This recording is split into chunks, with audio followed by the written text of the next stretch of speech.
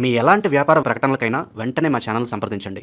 అందరికి నమస్కారం, నేను శిరీష. ప్రస్తుతం మనతో పాటు ఉన్నారు ప్రముఖ ఆధ్యాత్మికవేత్త, జ్యోతిష పండితులు, వేదిక ఆస్ట్రాలజర్ అవినాష్ దాస్ గారు. గురుగారితో మాట్లాడదాం. నమస్కారం గురుగారు. నమస్కారం అండి. ఓం నమ శివాయ, ఓం నమో వెంకటేశాయ. గురుగారు, చాలా మంది పూజ చేసే సమయంలో టైం అయిపోతుంది, ఇంకెక్కడికో వెళ్ళాలని ఊరికే గడియారాన్ని చూస్తూ ఉంటారు, తొందరగా ముగించుకుందామని చెప్పి. సో ఇది శాస్త్ర ప్రకారంగా విరుద్ధం అంటారా? తప్పనిసరిగా ఇది శాస్త్ర ప్రకారం విరుద్ధమే. మీరు పూజ చేసేటప్పుడు ఇంత సమయం చేస్తాను, ఇంతవరకు చేస్తాను అని ఎప్పుడు అనుకోకూడదు. మీకు ఎప్పుడైతే ఏకాగ్రత సమయం ఉందో అప్పుడే కూర్చోవాలి. ఎంతసేపు చేస్తున్నారు అని కూడా చూడకూడదు. చేసే అంత వరకు చేయాలి.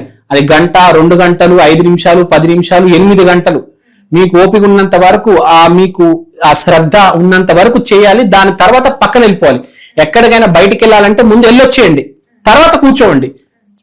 చేసేదేదో సీరియస్ గా చేయండి, లేకపోతే చేయవద్దు. లేకపోతే మీ జీవితం కూడా అలానే ఉంటది, సగం సగం అరకొరగా.